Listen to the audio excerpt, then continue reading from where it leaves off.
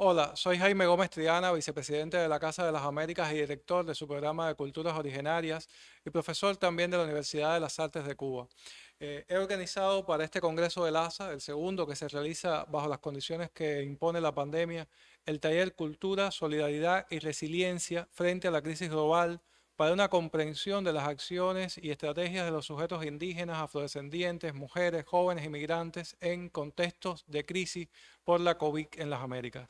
Este taller contará con los aportes de la doctora Vivian Martínez Tavares, directora de teatro de la Casa de las Américas y profesora también ella de la Universidad de las Artes de Cuba, la doctora Sonia Rivera Valdés, importante escritora cubana que vive entre los Estados Unidos y Cuba y es presidenta del Latino Artists Round Table, LARS, la profesora Camila Valdés León, que es directora del Centro de Estudios del Caribe de la Casa de las Américas y es también docente de la Universidad de La Habana. Y estará también con nosotros la máster en Ciencias Ana Nidia Albo, especialista del programa de estudios sobre latinos en los Estados Unidos de la Casa de las Américas y docente también en la Facultad de Sociología de la Universidad de La Habana.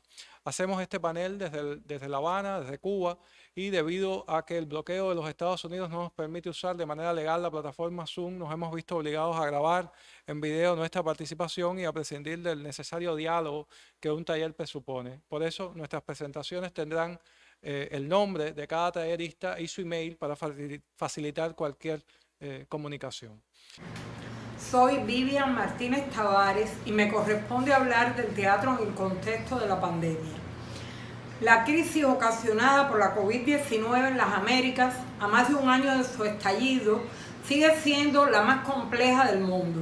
Hasta el 8 de mayo, según cifras de la OMS, se reportan más de 64 millones y medio de casos confirmados, el 40,76% del total del planeta, con más de 1,5 millones de fallecidos. Pero sí, brutal ha sido la pandemia, no menos lacerantes han sido otros problemas socioeconómicos, políticos y culturales que aquejan a nuestros países en estos tiempos. Como afirmara la teatrera colombiana Patricia Ariza en un encuentro celebrado al cierre del Festival de Teatro Alternativo Festa el 5 de julio pasado, y la cito: "Yo creo que el coronavirus no es la causa, es una consecuencia de un modelo. El modelo es la gran pandemia que ha depredado la naturaleza. En la época de las grandes teorías del teatro latinoamericano y del teatro colombiano, nuestra utopía era un mundo mejor es posible.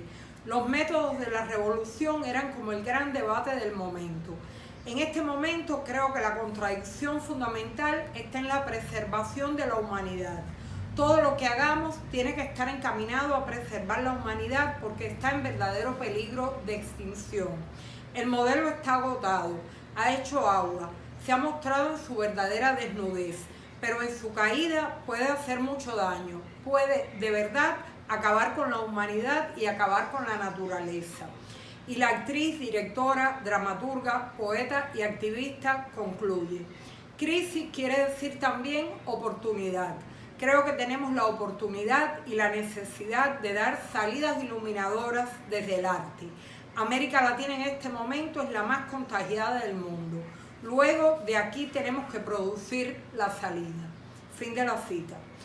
La cultura ha sufrido un duro golpe debido a la carencia de políticas estatales dirigidas a sostener e impulsar el desarrollo de las manifestaciones artísticas y sus creadores, pues el retroceso sufrido por las fuerzas de izquierda en numerosos países han traído consigo medidas neoliberales con la imposición del valor del mercado por encima de cualquier atención social. El teatro en particular ha sido un sector muy afectado, pues el movimiento de teatro independiente que integran los principales grupos de nuestra región históricamente carecen de remuneración estable, seguro social y médico. Al no poder ofrecer funciones presenciales y recaudar por la taquilla, y dado su activo ejercicio crítico en favor de la identidad nacional, la justicia y contra las desigualdades, la tergiversación de la historia, el racismo, el sexismo, los desplazamientos y la violencia de todo tipo, se han visto completamente desamparados y expuestos a la pandemia en la dura sobrevivencia. Por eso han debido desplegar actividades artísticas y docentes por la vía virtual para mantener el contacto con sus espectadores, denunciar sus propios problemas comunes a los de muchos otros sectores de trabajadores informales y la desigualdad en la distribución y el acceso a las vacunas, que la propia OMS ha calificado como grotesca, debido a que hasta finales de abril, de 900 millones de vacunas suministradas al mundo, solo el 0,3 los recibieron los países pobres.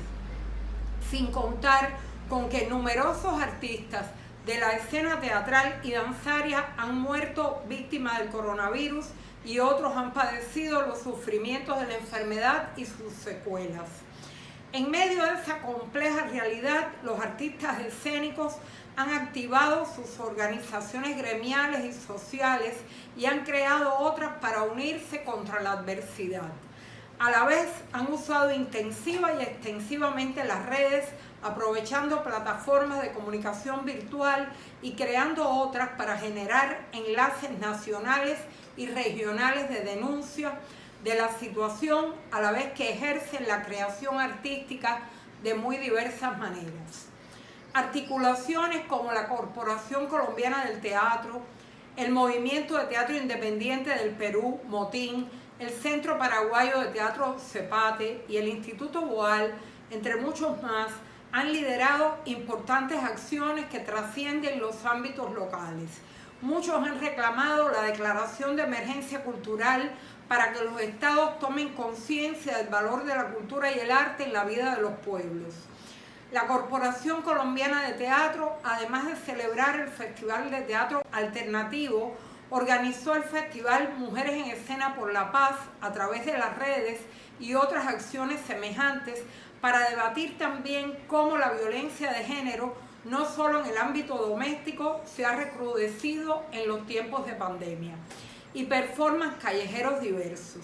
Ahora mismo han sido parte activa de las grandes manifestaciones populares contra la reforma fiscal que lograron revertir y contra la reforma de salud y la represión gubernamental que ha ocasionado en Colombia 24 muertos y 89 desaparecidos. Las mujeres del grupo Yuyacani de Perú se unieron a los colectivos autónomos Guarmicuna Raimi y Collera Red en las marchas populares por la crisis política de noviembre pasado a raíz del golpe de Estado en acciones artísticas y reclamos del sector. El Instituto Boal, desde Río de Janeiro, relanzó una pregunta que se había formulado a los artistas en 1968, en un momento marcado por el cercenamiento de las libertades, que terminó con el acto institucional número 5 en el momento de mayor violencia y violaciones de los derechos humanos en el Brasil. La interrogante, ¿qué piensa usted del Brasil de hoy?, hizo renacer la feria de opinión ahora en pandemia, y la virtualidad impuesta por la necesidad del aislamiento social paradójicamente reunió a artistas de todo el país que normalmente de manera muy difícil se detendrían a pensar algo juntos para pronunciarse contra la barbarie impuesta por el gobierno. También han surgido acciones solidarias.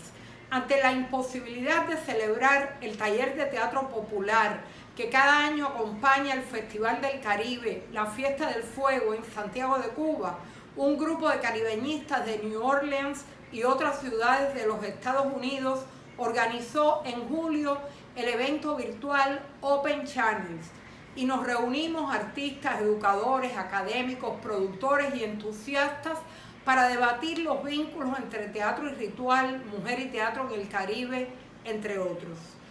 En medio de la pandemia se emprendieron varias iniciativas editoriales.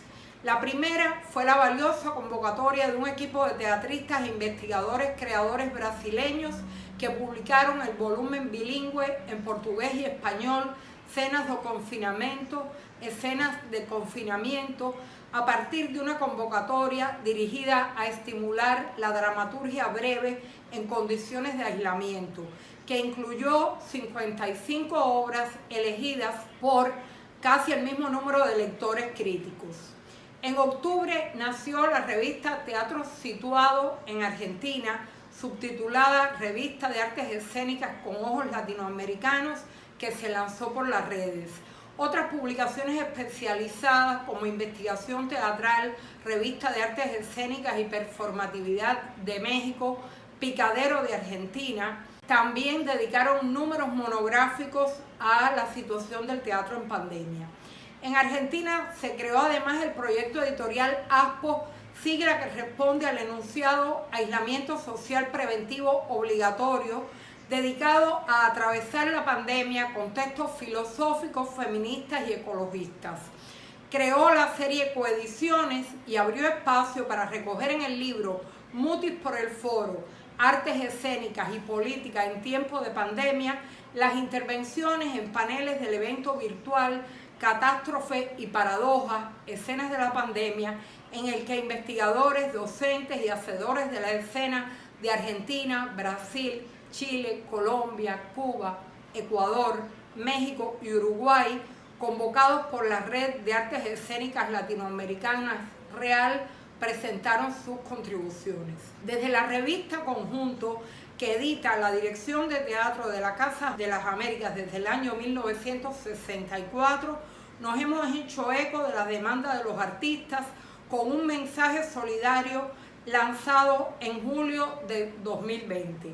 Dedicamos el número 197 a la pandemia y difundimos también cómo la política cultural cubana ha protegido a los artistas y a sus instalaciones, y gracias al sistema de salud y a la labor de nuestros científicos estamos a punto de contar con 2 vacunas para aplicar a toda la población. Habría mucho más que decir, pero no tenemos tiempo. Muchas gracias por su atención. Buenos días. Buenos días, porque yo creo que esto va a salir de día, por la mañana. Si es buenas tardes, pues buenas tardes. Yo he titulado este trabajito, ¿verdad? La vida por delante. Mujeres y resiliencia durante la pandemia de COVID-19 en Nueva York. Esta mañana, 7 de mayo de 2021, leí un artículo en New York Times, escrito por David Brooks, titulado Nuestro patético fracaso de la inmunidad de manada. En el segundo párrafo del artículo, hablando de que para que un país tenga una victoria nacional se requiere, y cito, cohesión nacional, sacrificio voluntario por el bien común y confianza en las instituciones y entre sí. La respuesta de Estados Unidos al COVID-19 sugiere que no tenemos cantidades suficientes de ninguna de estas cosas.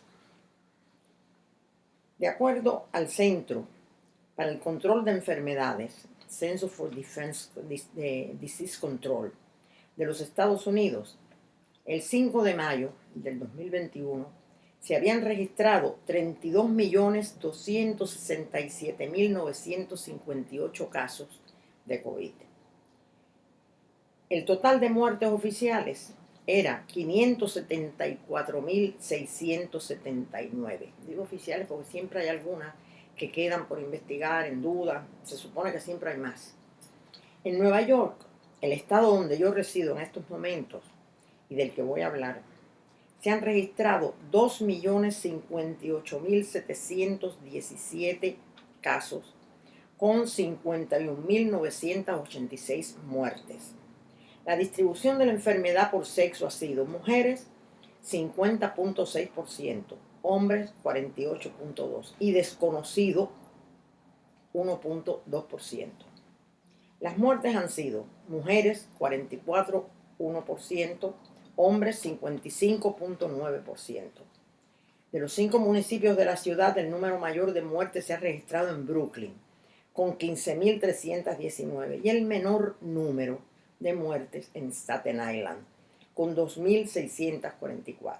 Manhattan está en tercer lugar con 11.596 muertes. Dado que yo enseñé por más de 40 años en CUNY, la Universidad de la Ciudad de Nueva York, y en todos los semestres los estudiantes escribían testimonios sobre distintos aspectos de la vida, de los cuales aprendí tanto.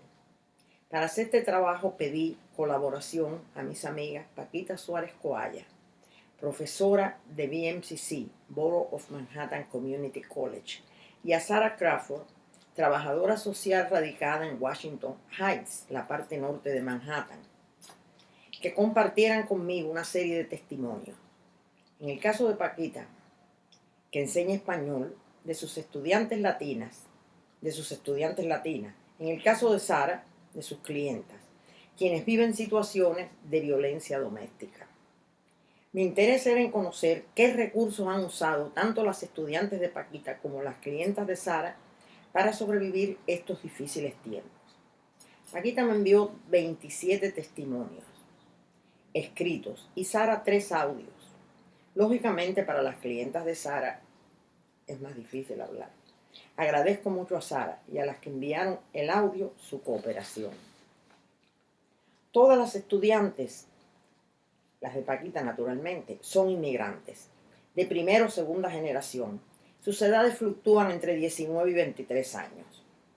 Lo que más se destaca de estos testimonios es lo siguiente.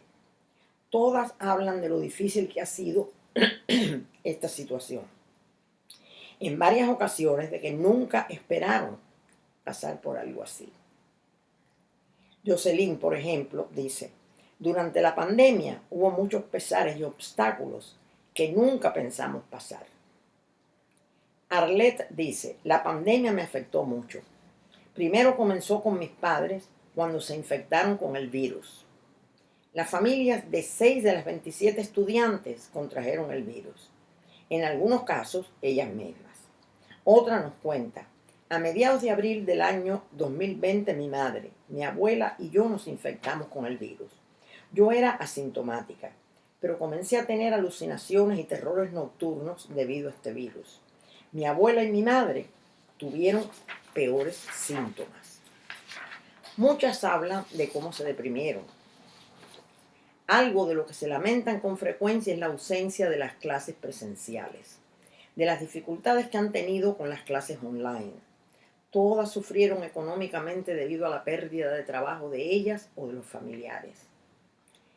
Y lamentan muchísimo algo que es muy interesante para mí que he enseñado tantos años, he vivido años y he enseñado tantos años en CUNY, de lo que sufren los demás. Cómo desarrollaron una empatía que yo trataba de que mis estudiantes, no trataba de que tuvieran, porque yo no puedo hacer eso, pero buscaba y muchas veces no lo encontraba.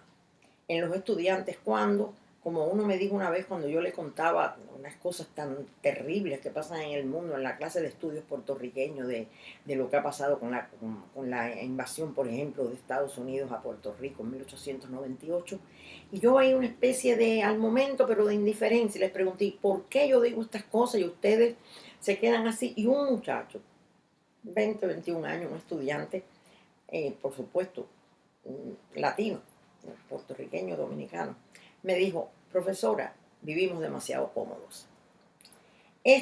Yo noté en estos testimonios, había una solidaridad y una empatía, un sentimiento con los demás. Lo que ellos lamentaban, además de sus familias, todas hablan de cómo estaban sufriendo y cómo las afectaba el sufrimiento y las muertes de lo que estaba ocurriendo, no solamente en Estados Unidos, sino en el mundo. Todas sufrieron económicamente debido a la pérdida del trabajo de ellas o de sus familiares. Sin embargo, todas tomaron las riendas de su casa en el momento en que tuvieron que hacerlo. Cocinaron, se preocuparon de buscar la mejor dieta para darles, en medio de las pocas posibilidades económicas que tenían. Cuando hizo falta, cuidaron y ayudaron en sus tareas escolares, también online a hermanos pequeños. Y en alguna ocasión alguna que tiene hijos. Eso los tenía claro. La unión con la familia es algo que mencionan frecuentemente y que han aprendido a valorar. Hay un estudiante que dice, si la vida te da limones, tienes que aprender a hacer limonada. Yo voy a terminar, más o menos, con uno de los testimonios de BMCC, de las estudiantes, citando uno de Kerlene, que resume lo que todas han expresado de una manera u otra sobre la situación. Ella dice, esta catastrófica pandemia me ha servido para reflexionar acerca de lo que significa la familia. Me di cuenta de que en momentos de tragedia, la unión es el pilar que nos sostiene. A veces no notamos que estamos arriesgando calidad de tiempo por otras cosas insignificantes. Hice lo que no había hecho hace tiempo. Soy muy afortunada por tener a mis seres queridos. Interactuar más tiempo con ellos en esta etapa deplorable que me ha ayudado a entender y apreciar más la vida. Somos espuma, niebla, neblina que en cualquier momento se esfuma. Siento una gran impotencia por haber sido testigo de ver cómo funcionan los fenómenos del universo. La enfermedad epidémica es devastante. Es devastante saber que en este instante no existen fórmulas para remediar plagas mortales, cuando espontáneamente se aproximan, y peor aún, que apagan nuestras vidas.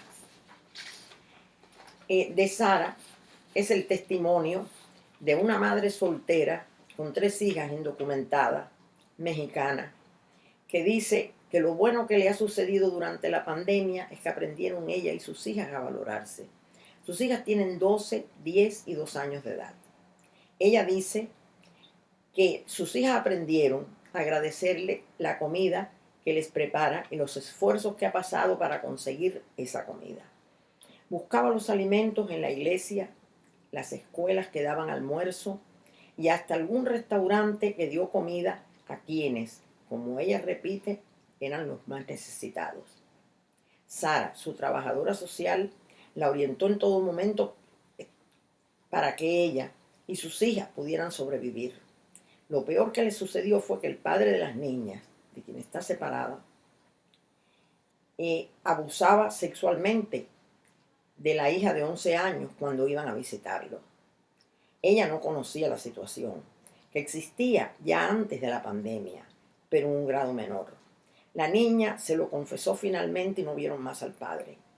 Dice la madre que el hombre es alcohólico y durante la epidemia permanecía todo el tiempo en la casa y ahí, según las palabras de ella, hacía más maldades. Es admirable cómo esta mujer hace más énfasis en haber sobrevivido durante este tiempo, no haberse quedado sin casa y sobre todo que sus hijas y ella están más unidas que antes. Realmente este trabajo, por eso yo, oyendo los testimonios de estas mujeres, lo que dicen que todas, hablan de la depresión en muchas ocasiones, que están deprimidas, pero por sobre todo le dan valor a la unión con la familia. Yo pensé entonces en el cuento de José Luis González, el escritor puertorriqueño, aquel cuento que se titula La noche que volvimos a ser gente, durante el apagón de 1977 de Nueva York, que apagan los televisores y van a hablar a la azotea, los vecinos de un edificio.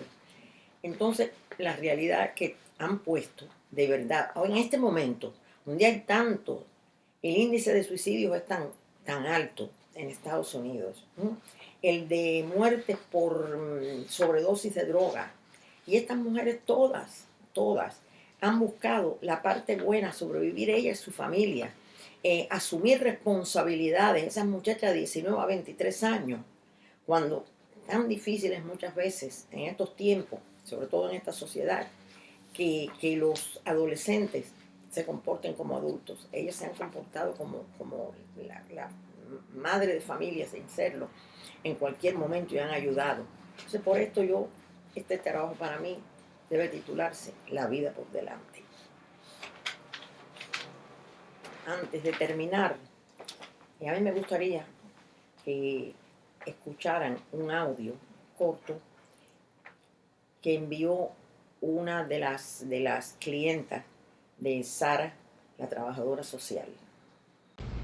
Buenos días para todas. Quiero decir que esta pandemia nos ha enseñado el valor de la vida, a disfrutar los momentos, a apreciar a nuestros seres queridos, vecinos, familiares, compañeros de trabajo. Tenemos que aprender a vivir con solidaridad, con responsabilidad, cuidando nuestro planeta, nuestra salud y dar cada día gracias a Dios por ver un nuevo amanecer. Les deseo que todos los días los vean maravillosos, aunque algunas veces el sol no esté nublado, esté lluvioso. Vamos a ser optimistas y a salir adelante. Todas juntas podemos lograr un mundo mejor. Un saludo para cada una de ustedes. Agradezco a la Asociación de Estudios Latinoamericanos la posibilidad de participar en este taller sobre cultura, solidaridad y resiliencia frente a la COVID-19 ante la crisis global. Estamos efectivamente en un momento de crisis multidimensional y quiero iniciar mi presentación abogando sobre el hecho de que no se trata únicamente de una crisis de carácter sanitario, sino que esta ha levantado, ha puesto, ha visibilizado una serie de otras grandes crisis que tienen que ver sobre todo con el desastre del sistema mundo en el que vivimos. Desgraciadamente hay un grupo poblacional que se lo ha sentido con bastante profundidad. Se trata de los jóvenes. Se habla de que a partir de que inicia la crisis de la COVID-19, muchos son los jóvenes en el mundo, pero específicamente en América Latina y el Caribe, que pierden su empleo. La trayectoria de vida de estos jóvenes, los planes a futuro se ven interrumpidos, fundamentalmente en el caso de aquellos que laboran, que trabajan ya, porque lo hacen desde espacios de los servicios y espacios de manufactura. Son empleos que además en los que cuentan con muy poca protección y, por supuesto, al llegar los procesos de interrupción, ellos son los primeros en ser lanzados a la calle. Por otra parte, estos jóvenes han sufrido del cese y la interrupción de sus oportunidades académicas, de aislamiento social de sus compañeros, del deterioro de la salud mental. Se habla de que más de un 80% de los jóvenes en el mundo, estas son cifras que maneja, por ejemplo, la Organización Internacional del Trabajo, la OIT, que a finales del 2020 hizo una muy importante encuesta mundial sobre el tema. Se habla de que el 80% de los jóvenes del mundo hoy sufren de deterioro de salud mental. Y por supuesto hay una amplia disrupción social causada por el traslado de la vida cotidiana hacia las redes sociales y todos los procesos de digitalización que esta enfermedad nos ha enviado. En esta encuesta de la Organización Internacional del Trabajo se dice que el 40% de los jóvenes encuestados, que fueron alrededor de 27.000 en todo el mundo, mantienen la confianza en la posibilidad de incorporarse a una vida profesional. Pero si a la vez de tener esta confianza, ellos refieren que ella no es suficiente. Cada uno de los sistemas, cada uno de los gobiernos donde se insertan estos jóvenes debe garantizar la posibilidad de mantener procesos educativos y formativos que generen las capacidades y habilidades necesarias que la nueva coyuntura amerita. En este sentido, y llegando al contexto latinoamericano y caribeño, se dice que 1 de cada 6 jóvenes latinoamericanos dejó de trabajar en el momento inmediato en que inició la COVID-19. Pero si tenemos que marcar focos o dirigir focos hacia grupos dentro de los propios jóvenes, sin duda las mujeres jóvenes, los jóvenes menores de edad y aquellos que viven en países de bajos ingresos han sido los que más se lo han sentido. 3/4 partes de los jóvenes que fueron encuestados en ese ejercicio de la Organización Internacional del Trabajo, más alrededor de un 73% de ellos refiere que cerraron sus procesos educativos. Sin embargo, aunque se habla de que una de las grandes ventajas o una de las grandes acciones de resiliencia que han vivido estos jóvenes ha sido el traslado de esos procesos formativos hacia la digitalización, hacia las redes sociales. Se dice que 1 de cada 8 jóvenes de los que participaron en esta encuesta, alrededor de un 13%, se ha visto imposibilitado de continuar accediendo a los procesos formativos debido a la brecha tecnológica. Y esto es algo que muchas veces se ignora. Se dice, sí, los jóvenes han podido continuar con su formación, han podido continuar con sus trabajos, y se ignora que existe algo que se llama brecha tecnológica, existe algo que se llama brecha digital, que hace que un alto por ciento de los jóvenes, sobre todo en la región latinoamericana y caribeña, se vea impedido de continuar con sus procesos formativos. Sin embargo, si hablar de resiliencia hoy es el asunto, 1 de cada 4 jóvenes que participaron en esta encuesta dicen haberse incorporado en labores alternativas a las que cotidianamente realizan y que tienen que ver fundamentalmente con la entrega de alimentos, de materiales de protección, con la higienización de determinados espacios en los que no solo conviven ellos, sino que a los que llegan las personas más vulnerables. Estoy hablando de los ancianos, estoy hablando también de los niños, estoy hablando de personas con necesidades especiales, con discapacidades, etcétera. Muchos de estos proyectos de resiliencia a los cuales se han vinculado los jóvenes de la región americana están dirigidos sobre todo hacia el levantamiento o el resurgir de proyectos de economía verde. ¿A qué me refiero? A proyectos que tienen que ver con el levantamiento de la ecología. Aquí en Cuba, por ejemplo, existen 2 proyectos que llaman la atención en ese sentido. Estoy hablando de los bolsos ecológicos que ha elaborado una diseñadora, Amaya Torres Casañas, que se hacen con material todos naturales, se pintan, y es todo un proceso además que involucra a la comunidad. Es decir, son proyectos que emergen desde la propia comunidad.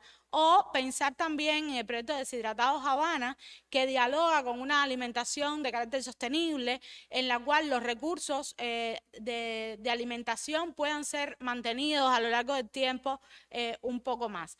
O la joven costarricense de 17 años, Kiara Cascante, que en un video de YouTube hace referencia a que sí, estamos en una especie de enclaustramiento, pero es momento también de dirigir las miradas hacia los saberes y hacia las maneras de producción verde, hacia la sostenibilidad, a tratar de ver qué es lo que ha estado pasando con la madre tierra y vincularnos un poco en este sentido. Muchos son los proyectos que los jóvenes han estado construyendo desde la América Latina.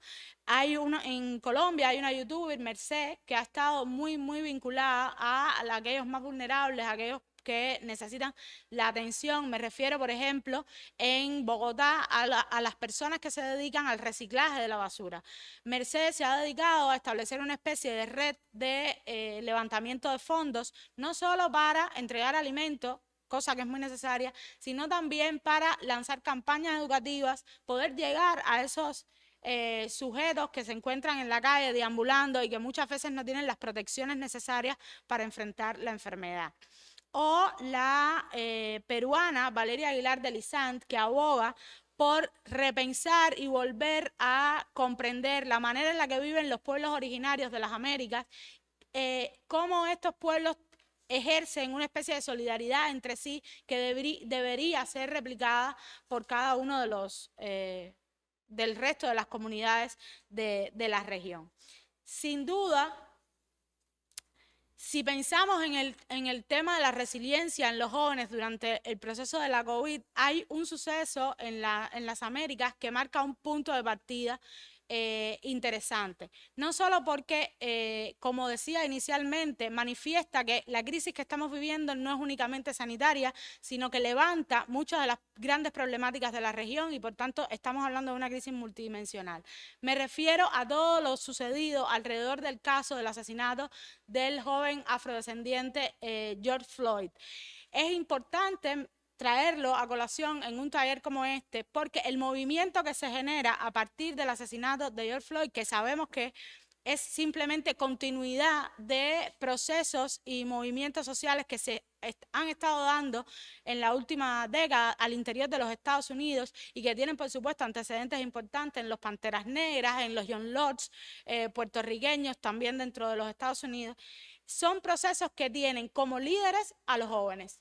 Y particularmente hoy quisiera llamar la atención sobre cómo estos procesos en torno a las protestas sociales para demandar una equidad racial dentro del territorio estadounidense han tenido eco desde las artes y las letras, y específicamente en los murales. Estoy hablando de un joven muralista, Jules Mook, que ha estado trabajando en determinadas zonas de Los Ángeles y que se ha convertido como en una especie de epicentro de lo que ha sucedido en el mundo en torno al caso de George Floyd en materia de la expresión del hip hop artístico, es decir, del hip hop que se plasma en los murales de las ciudades, no solo en los Estados Unidos, sino en Belfast, en Nairobi, en París y en otras ciudades de la América.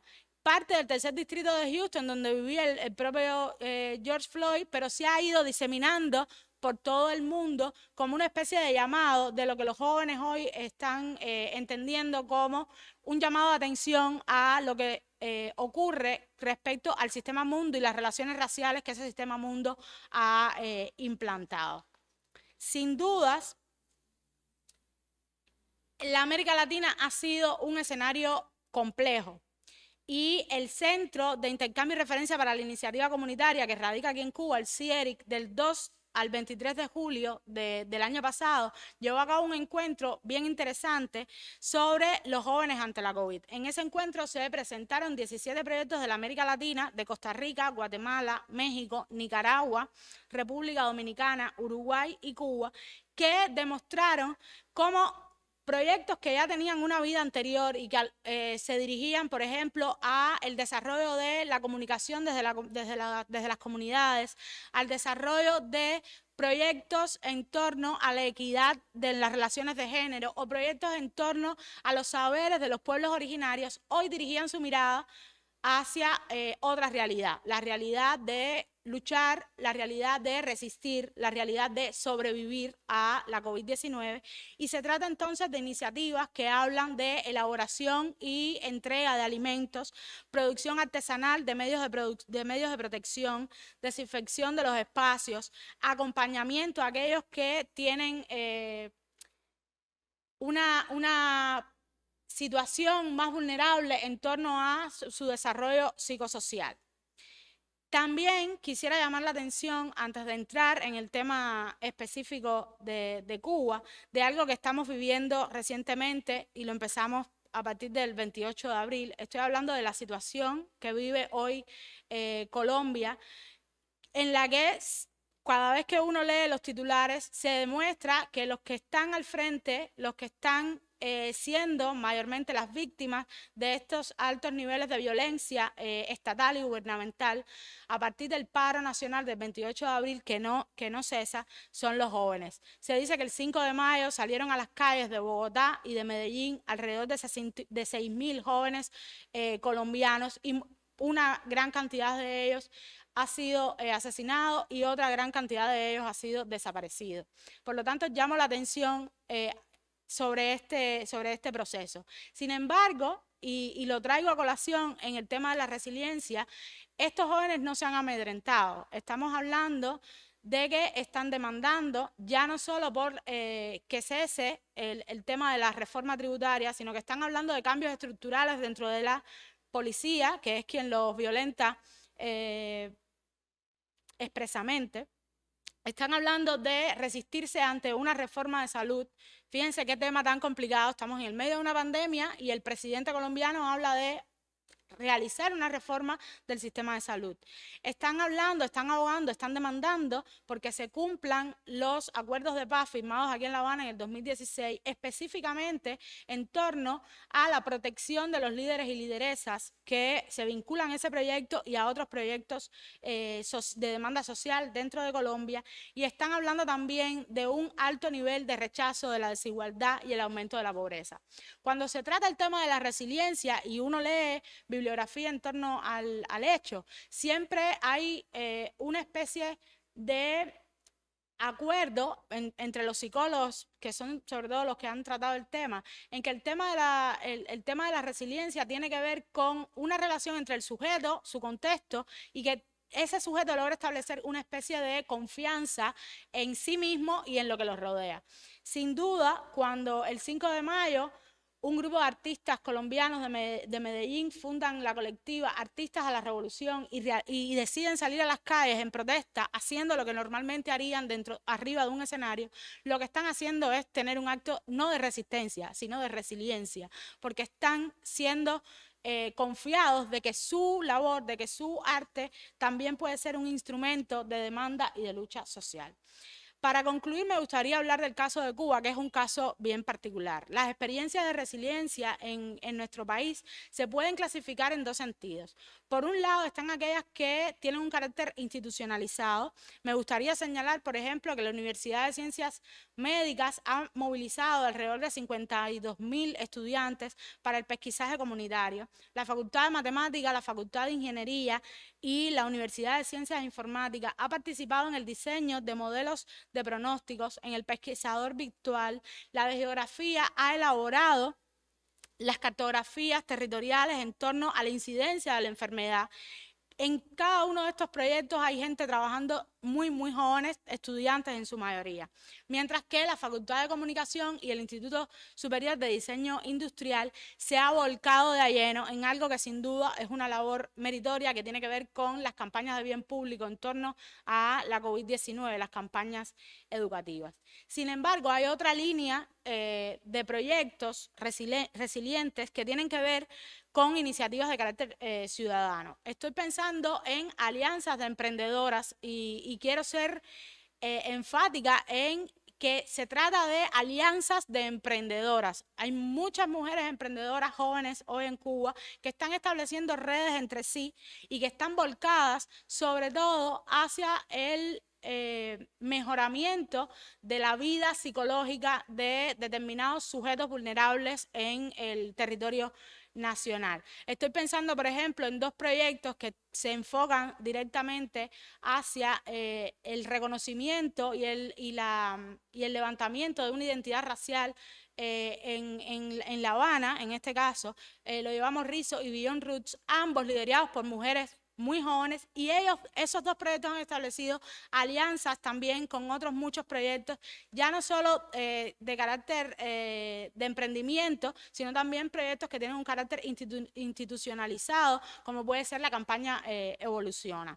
Por otra parte, hay dos proyectos que no quiero dejar de mencionar, porque aunque emergen desde la comunidad, son proyectos que se encuentran como en un estatus medio entre la institucionalidad y la iniciativa ciudadana y que tienen que ver fundamentalmente con áreas de las artes y las letras. Estoy pensando en Teatro Tuyo, que a inicios de la pandemia se trasladó de los escenarios a los hogares para transmitir un mensaje educativo desde lo que saben hacer ellos, que es la dramaturgia y la puesta en escena, y un proyecto como Claustrofobias, Promoción Literaria, que ha dirigido toda su atención a el entendimiento de que la literatura puede sin duda sanar el alma, que es una de las áreas más sensibles de esta enfermedad. Y tampoco quiero dejar de mencionar el ejercicio profundo que ha realizado la comunidad, líderes y lideresas de la comunidad LGBTQ+ en Cuba, con personas vulnerables de estas propias comunidades. Estoy pensando en las mujeres trans, estoy pensando en personas que viven con VIH. Ellos se han salido a las calles a entregar alimentos, a entregar medios de protección a estas personas, a realizar campañas de educación también con estas personas para elevar el nivel de perspectiva de riesgo. En este sentido, tampoco quiero dejar de mencionar la labor que la Casa de las Américas ha realizado en la visibilización de lo que está ocurriendo hoy con los jóvenes en la región americana. Y así fue que en noviembre de 2020 se realizó el 4º taller internacional Casa Tomada, que tuvo invitados de Chile, Puerto Rico, Argentina y Estados Unidos, y en los cuales se dialogaron los riesgos, los retos y los proyectos a futuro que tienen estos jóvenes cazatomeros, es decir, jóvenes que ya habían participado en determinados eventos de este proyecto dirigido, coordinado por los jóvenes de la casa, y que ahora, ante los retos de la COVID-19, estaban presentando. Si bien tanto en este taller como en cada uno de los proyectos de los que les he comentado, hay elementos en común que están dirigidos a la sobrevivencia, sobre todo, también hay una línea importante que marcha hacia la protección de la salud mental. Y esto es algo con lo que quiero de alguna manera terminar porque es muy importante. Se trata de proyectos todos en los que la solidaridad, la orientación hacia lo prosocial, hacia cuestionamientos del sistema mundo, hacia la valorización de áreas de la vida cotidiana que normalmente no se les prestaba atención porque se habían naturalizado e incluso invisibilizado. Cada uno de estos proyectos las está poniendo en vigor y creo que ese es el camino para continuar en la batalla contra la COVID-19. Indudablemente, como se ha propuesto este taller y como han conversado mis compañeros en este espacio, la pandemia de la COVID-19 ha significado para el espacio Caribe, para la región Caribe y su diáspora, la relación entre el Caribe y su diáspora, ha significado un acontecimiento que ha marcado obviamente un antes y un después. Pero creo que para pensar en esto, no debemos enfocarnos primero en lo que ha significado específicamente la COVID-19, sino pensar cuáles son aquellos desafíos ya presentes en el área del Caribe, aquellos desafíos que no han desaparecido, ni han pasado a un segundo plano, sino que sobre esa base hay que entender esta relación con la COVID y hay que entender además cómo se enlazan y cómo pensarlos de manera interconectada. Por ejemplo, pienso en la cuestión medioambiental asociada al calentamiento global, el fenómeno del calentamiento global, pero que debemos pensar cómo esto ha ido marcando una agenda de trabajo, cómo ha ido marcando un accionar también cultural, porque es una preocupación central. Pensemos, por ejemplo, en la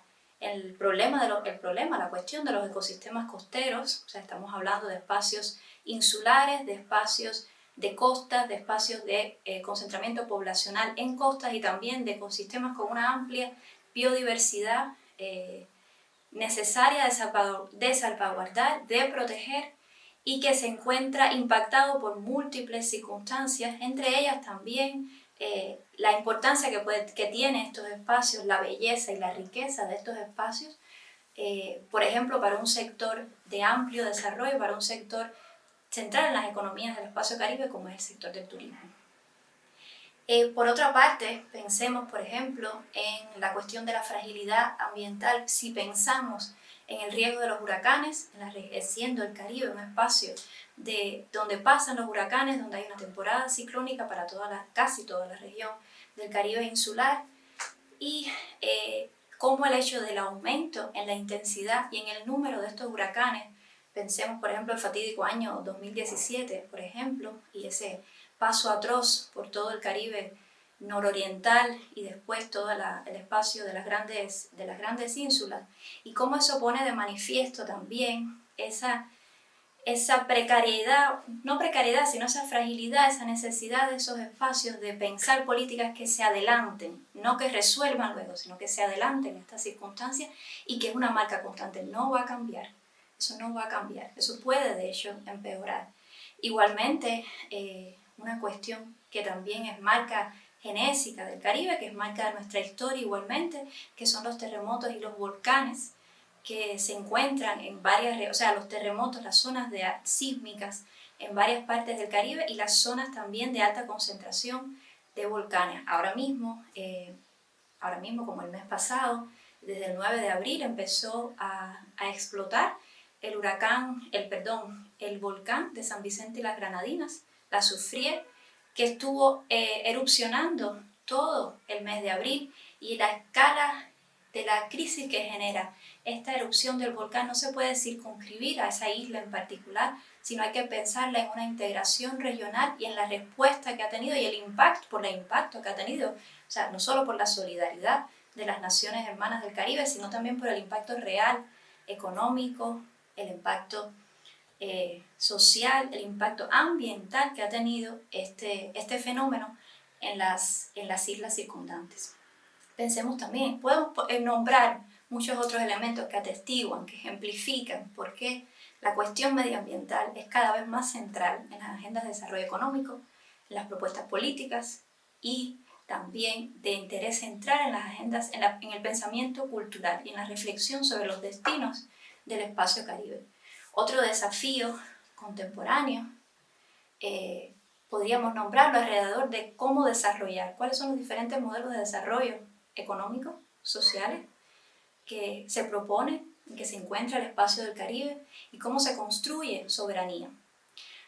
Ya les mencionaba la cuestión del turismo, la centralidad que tiene el turismo en muchos territorios, y si no centralidad, sí el peso importante que tiene en el desarrollo económico, el turismo y esta economía de servicio. Quiero que apuntar esto porque pensaremos después cómo la COVID ha venido a relacionarse con estas circunstancias. También eso lleva a pensarlo en la diversificación de las producciones, en la generación de economías no solo exportadoras, como decía, de servicios e importadoras de todo lo demás, sino economías que puedan sustentar un desarrollo agrícola sostenible y un desarrollo industrial a la medida de las capacidades y propio hasta cierto punto, puesto que también debemos pensar que el área del Caribe en este tema, que lo quiero abordar de manera general, pero quiero puntualizar que hay un elemento, por ejemplo, a pensar, sobre todo para muchos economistas y analistas de relaciones internacionales, que es la cuestión de las economías de las pequeñas naciones.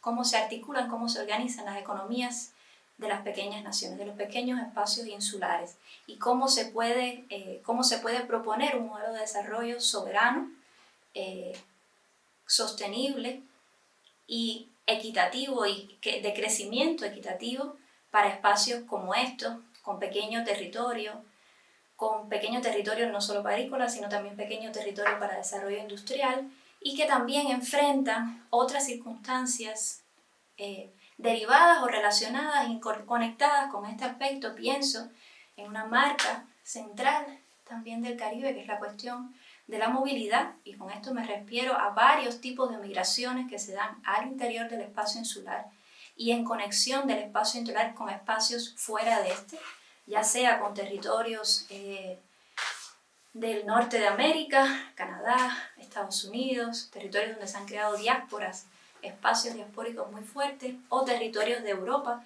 o territorios de América Latina, y repito, la migración al interior, migración laboral, migración que tiene diferentes patrones y que es una realidad a pensar en estos proyectos y en cómo esa movilidad, ese tipo de economía que se genera alrededor de esa movilidad se inserta dentro de esos espacios nacionales, y también qué tipo de interacciones, qué tipo de reflexiones lleva consigo.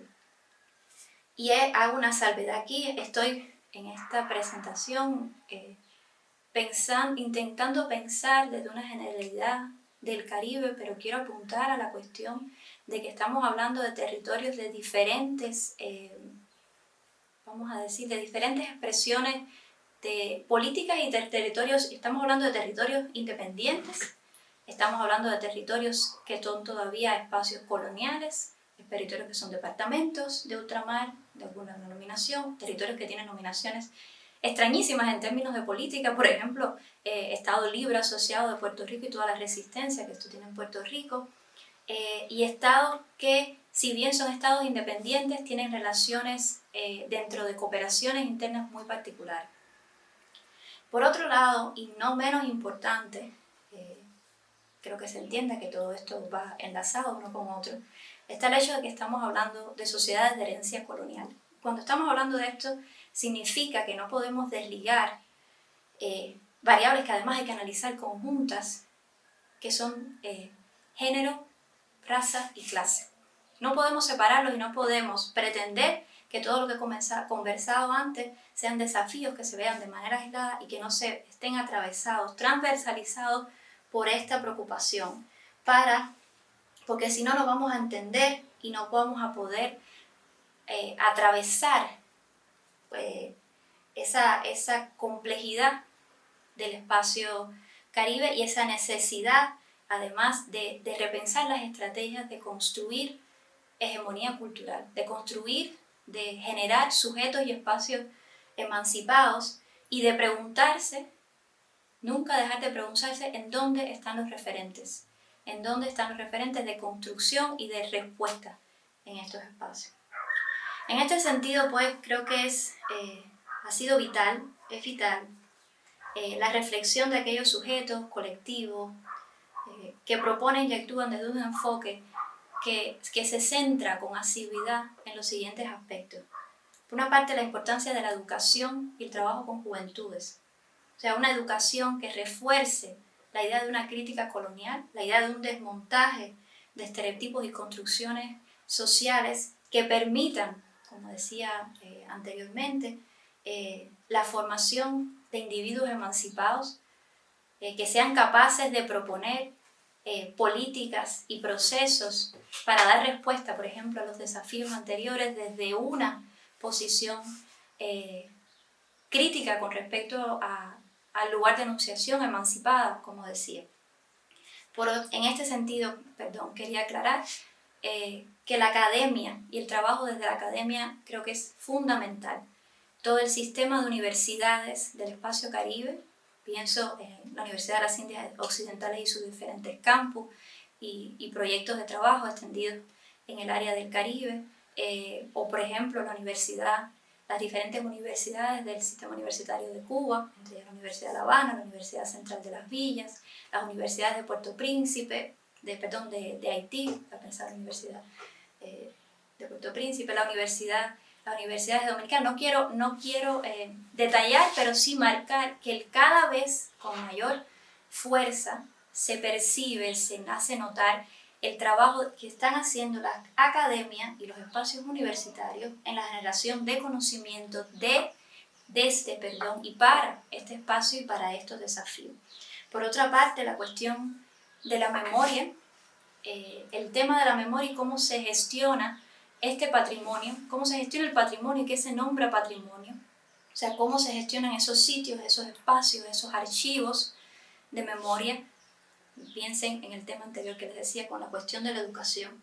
Cómo se efectúa entonces una crítica de esas narrativas de la historia, cómo se efectúa una crítica que desmonte, de recuerdo, esas construcciones heredadas de esas sociedades de herencia colonial, y cómo se hace, y esto es fundamental, un uso político, en el sentido de un uso en el espacio público social, un uso político de la memoria en un presente de acción.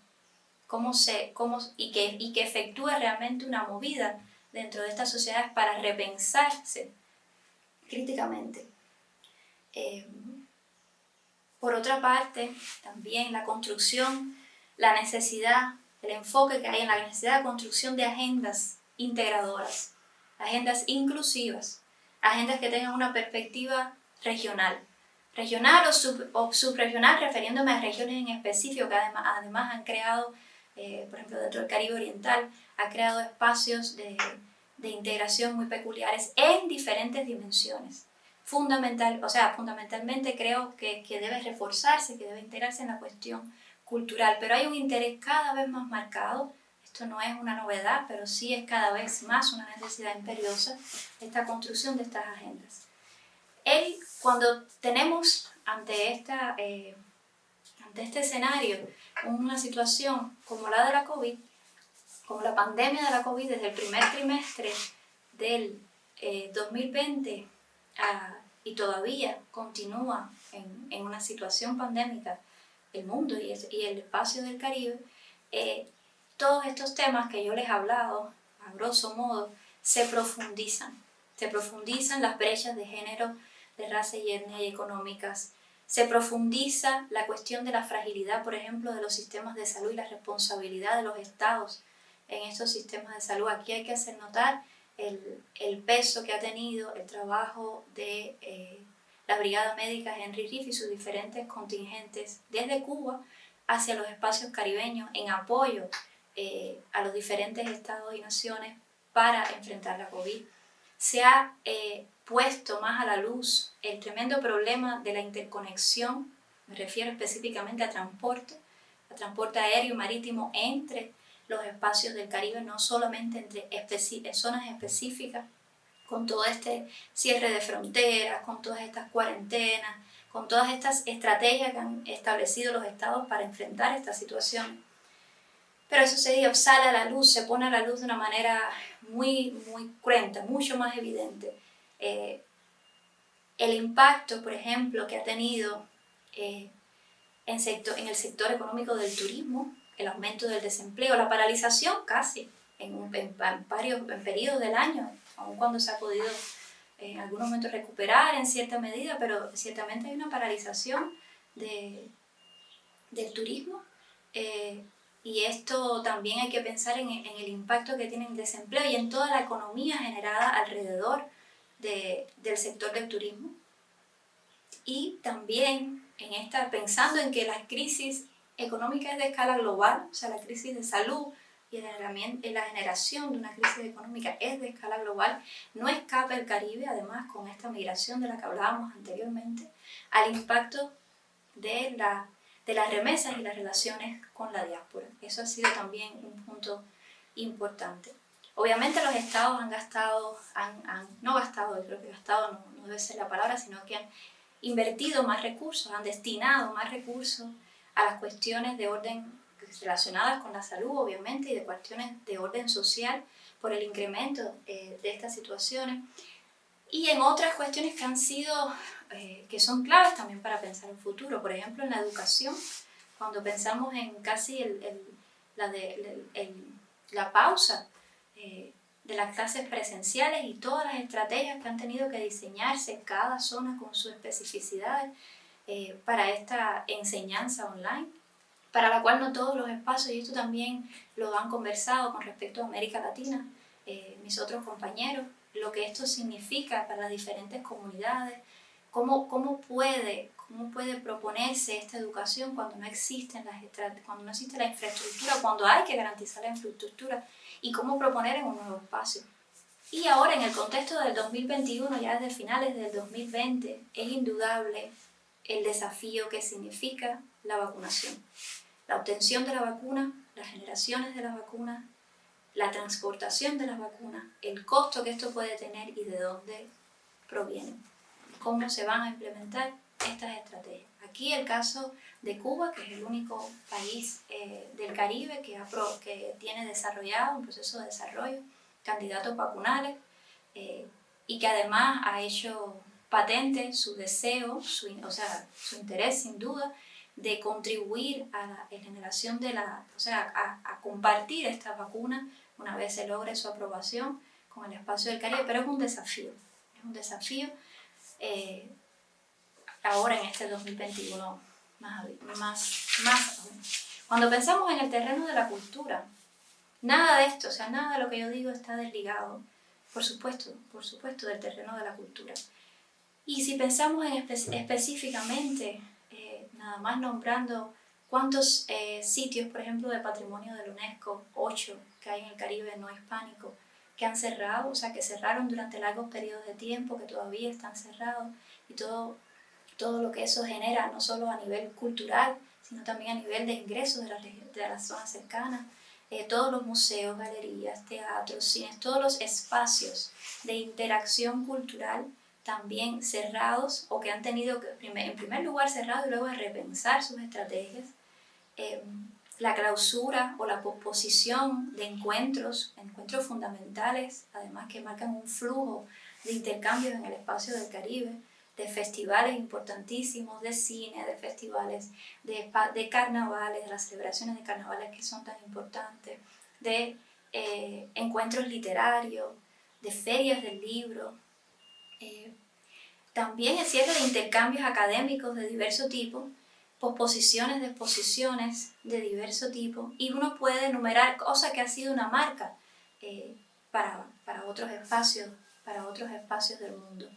Pero yo creo que el Caribe también y de diferentes regiones del Caribe se ha mostrado, como en el mundo, ese impulso, esa noción de que la cultura no debe parar. y que hay que apoyar además a estos sujetos que generan arte, a estos sujetos y procesos que generan arte, este apoyo y generar otros espacios.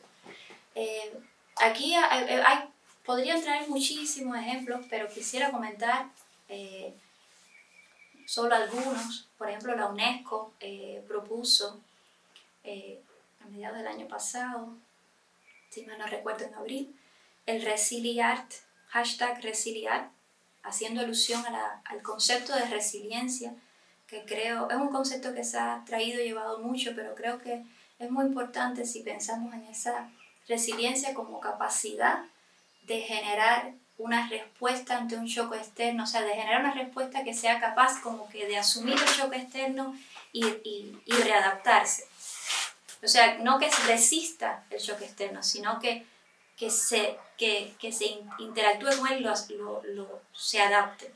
Y en esta idea de la resiliencia, el proyecto de Resiliart, hashtag Resiliart, propuso varios debates en línea precisamente por la cuestión del espacio del mundo digital, de generar estas experiencias, de compartir estas experiencias de trabajo y la idea de compartir, la idea de darle al otro, de recibir del otro esta información sobre cómo enfrentar una situación que nadie esperaba, ha sido importante porque además se han propuesto estrategias en estos diferentes debates. Hubo uno con el proyecto Transcultura en Cuba, hubo otro en Jamaica, entre artistas dominicanos y haitianos, han sido varios. Y se ha enfocado en la idea de que hay que buscar estrategias que no sean solo aquellas de el vertimiento hacia lo digital de todo lo que es producción cultural, sino qué otras maneras se pueden encontrar de acuerdo a cada espacio para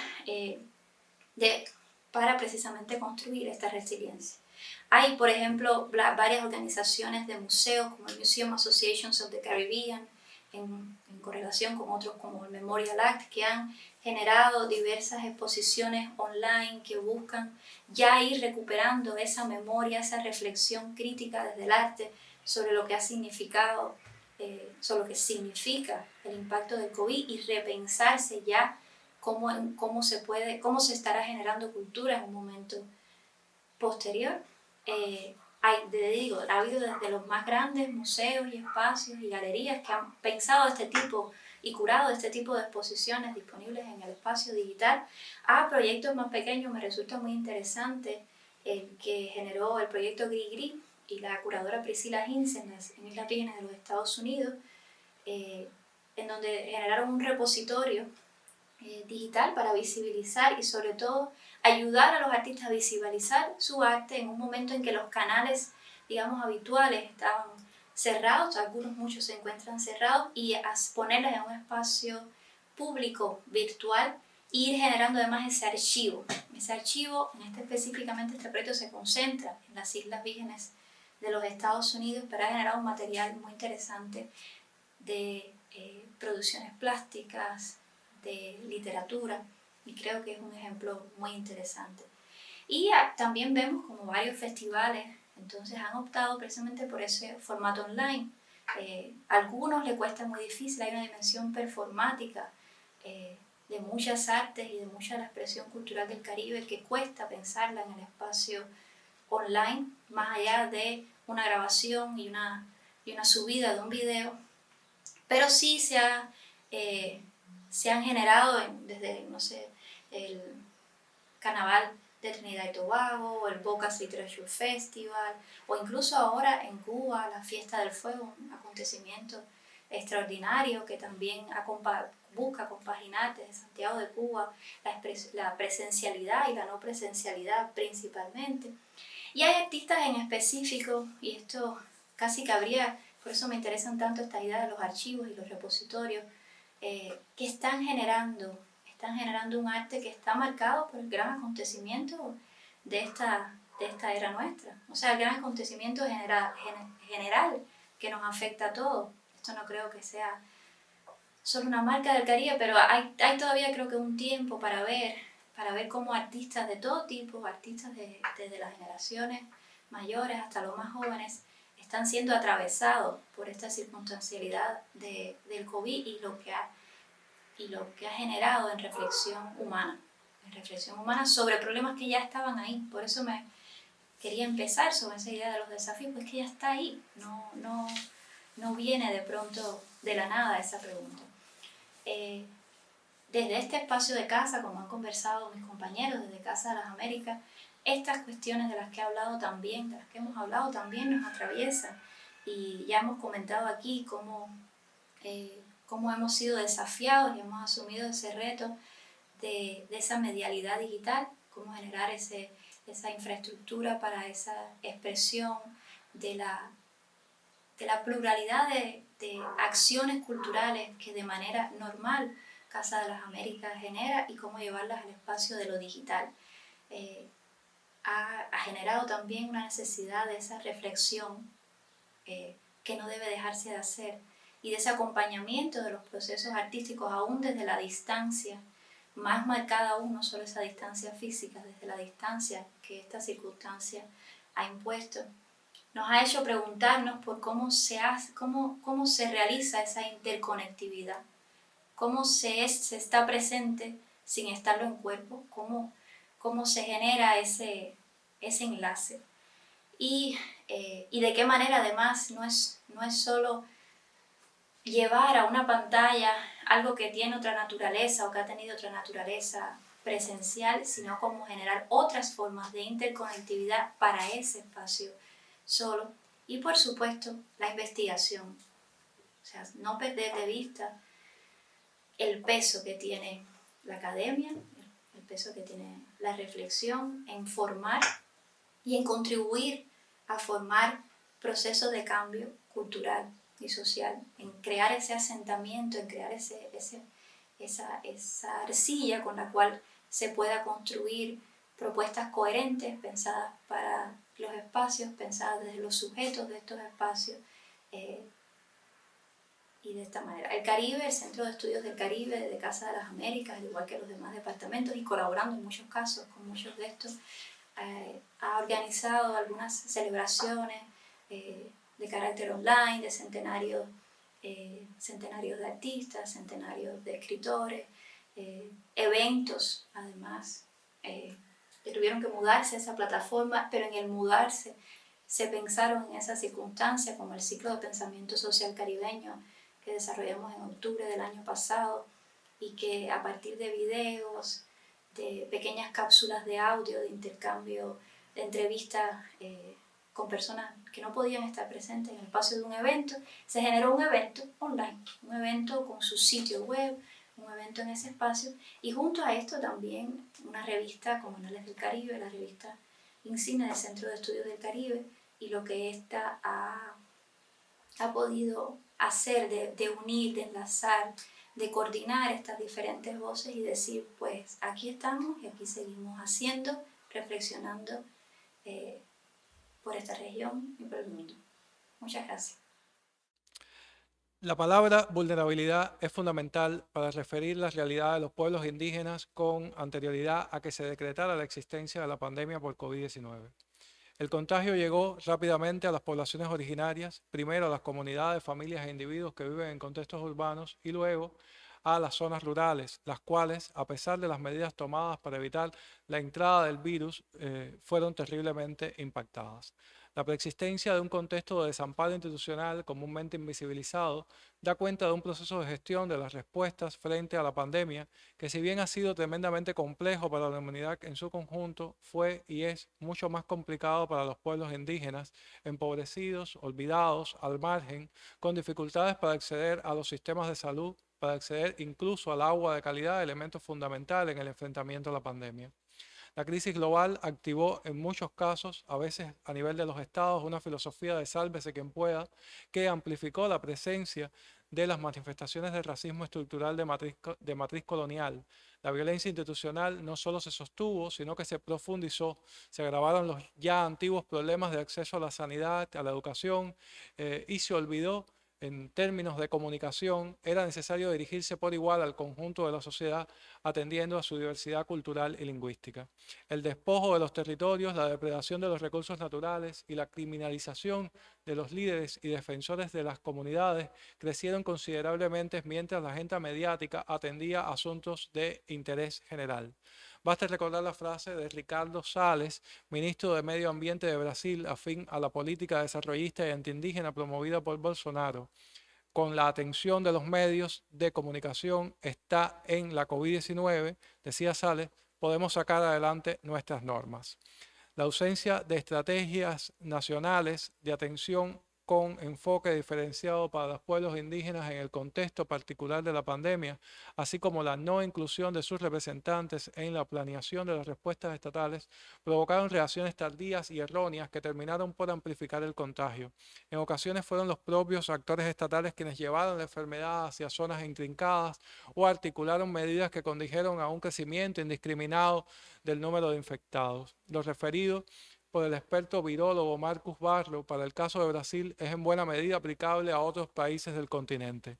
Los indígenas, decía el especialista, son más sensibles a cualquier enfermedad viral. Si una gripe común puede destruirlos por completo, imagínense una pandemia con un nuevo virus respiratorio que aún no se conocen, del que aún no se conocen las consecuencias. Es una situación muy peligrosa, una muerte anunciada. La pandemia también ha impactado considerablemente la existencia de las mujeres indígenas, obligadas a enfrentar una enorme carga de trabajo, en tanto son ellas las encargadas del cuidado y la seguridad alimentaria, familiar, comunitaria. Extremadamente complejo ha sido el caso de mujeres que cotidianamente comercializan sus productos en contextos urbanos. Con la COVID, muchas se vieron obligadas a dejar de vender sus productos, situación que se agravó debido a la represión por parte de la policía y de otras autoridades. En este sentido, vale la pena recordar que según la OIT, más del 86% de las personas indígenas de todo el mundo, en comparación con el 66% de sus homólogos no indígenas, trabajan en la economía informal, donde se enfrentan a condiciones de trabajo deficientes, entre ellas salarios bajos y ausencia de protección social. Hasta ahí la cita del OIT. La educación ha sido también uno de los aspectos de mayor complejidad, uno de los mayores desafíos en la región. Las niñas, niños, adolescentes indígenas se han visto severamente afectados por el cierre inesperado y forzoso de las escuelas debido a la pandemia. Esta situación evidencia la permanencia de enormes inequidades en el acceso a la enseñanza y también la desigualdad de los sistemas educativos en la región, aspectos por demás difíciles de analizar si tenemos en cuenta que algunos países no han implementado sistemas de información eficaces que permitan conocer la cantidad de estudiantes indígenas que necesitan educación a distancia. Durante la pandemia, la mayoría de los países han desarrollado formas diversas de educación a distancia a través de internet, televisión o radio, pero tal como lo ha contratado la UNICEF, el uso de estos medios supone barreras de acceso a la educación en zonas rurales, ya sea por escasa cobertura de internet, porque no hay electricidad de manera permanente o porque los hogares no tienen los dispositivos necesarios para el aprendizaje a distancia. No ha habido para los pueblos indígenas un momento más desafiante que este, donde la extrema vulnerabilidad podría incluso conducir a severos procesos de genocidio. Entre muchos ejemplos podemos colocar el de la comunidad Yagán en la localidad de Puerto Williams, en Magallanes, Chile, una comunidad de muy pocos habitantes que realmente podía desaparecer, como pasa, por supuesto, con otras muchas comunidades, sobre todo de los pueblos en aislamiento voluntario al interior de la Amazonía. La realidad, no obstante, ha traducido en fortalecimiento de los movimientos indígenas, acciones como las interpuestas por la articulación de los pueblos indígenas de Brasil, por ejemplo, han sido fundamentales para visibilizar los principales desafíos e implementar planes específicos de protección. Por otra parte, los diferentes pueblos y las comunidades han venido tomando medidas propias y haciendo valer la memoria colectiva de la resistencia, lo cual les ha permitido establecer controles territoriales, levantar barreras sanitarias, organizar cuarentenas al interior de las comunidades e implementar estrategias de comunicación específicas en su propia lengua y acorde con la identidad cultural particular de cada una de ellas. Al mismo tiempo se activaron los saberes agroalimentarios y creativos, se consolidaron las redes de trueque, las ferias locales para la comercialización de productos y se extendió el uso y la difusión de la medicina tradicional. De igual modo, se establecieron estrategias propias de comunicación a través de la radio comunitaria. A través de estas estrategias no solo se aconsejó cómo comportarse frente a la pandemia, sino que también se implementaron programas educativos para seguir dando clases a los niños y adolescentes con énfasis en el valor de los conocimientos tradicionales. Y esto es muy importante porque, digamos que al asumir la comunidad el rol educativo fundamental, pues entonces los saberes incorporados a través de estas nuevas estrategias alternativas de educación son aquellos que interesan, digamos, a la comunidad y no los que están formalizados a través de la experiencia educativa, incluso aunque esta experiencia sea una experiencia de la llamada educación intercultural bilingüe. Estas experiencias, sin lugar a duda, compartidas por las familias, reactivaron verdaderos espacios de memoria al interior de la comunidad en general. Desde el punto de vista organizativo, también en el caso de México, por ejemplo, se ha reportado que aquellos municipios indígenas administrados por el sistema de usos y costumbres, donde la máxima autoridad era la asamblea comunitaria, permitió que la comunidad estuviese mucho más cohesionada y que existiera una mayor coordinación, una coordinación más eficaz de todas las medidas implementadas. Sin embargo, los municipios donde impera el sistema de partidos políticos generaron una especie de desplazamiento de la gestión pública de la comunidad hacia los administradores y se quebraron los lazos que garantizan la coherencia comunitaria, la coherencia entre las acciones o propiamente del gobierno y las necesidades de la comunidad. Y por supuesto allí hubo muchos más casos, ha habido muchos más casos de COVID que en los lugares donde la autoridad indígena pudo establecer sus propias reglas, sus propias dinámicas en diálogo con la comunidad. Muy importante ha sido en este sentido la comprensión de que la primera línea de lucha contra la pandemia no está en los hospitales, en muchos casos lejanos y del todo inaccesible para los pueblos indígenas, sino en la comunidad misma, en la organización social y en la familia depositaria de los saberes del pueblo respecto al cuidado, al aislamiento, para evitar el contagio, y también a los saberes que tienen que ver con cómo sobrevivir a una crisis que incluye, por supuesto, formas específicas de cultivar la tierra, de intercambiar productos para abastecer a la familia, pero también formas de contención espiritual, ¿no? La pandemia, sin lugar a duda, ha dejado claro que los fallecidos por COVID no son simples muertos en una data, en una estadística, son nuestros hermanos, son nuestros padres, son nuestros ancianos, son personas que han dado sentido a nuestras vidas.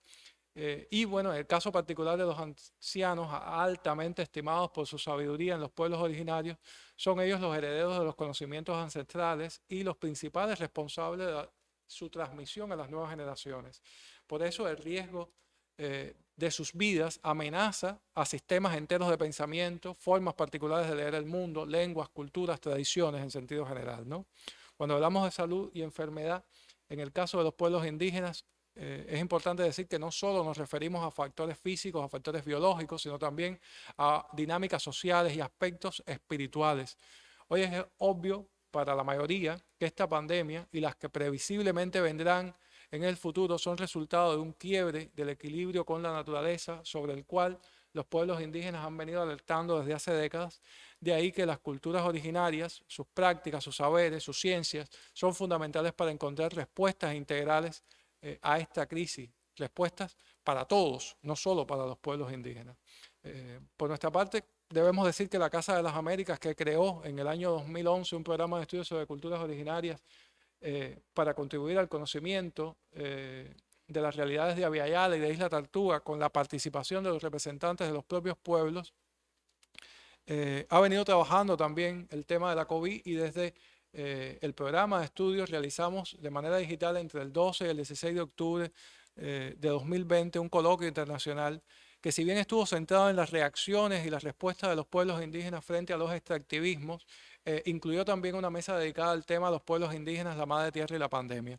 De igual modo, a través del boletín Agenda Abya Yala hemos dado seguimiento permanente al modo en que los pueblos indígenas han estado reportando su propia realidad, a los estudios que sobre la vida de las poblaciones indígenas en tiempos de COVID se han estado haciendo.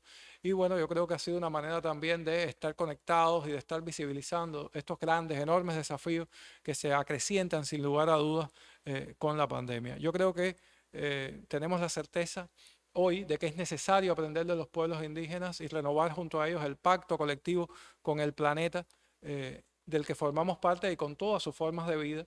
Y en ese sentido es interesante repetir lo que ellos dicen, ¿no? Es hora de escuchar a la naturaleza y es hora de actuar en correspondencia con las necesidades que esa propia naturaleza tienen. Hasta aquí mi aporte en el taller. Muchas gracias.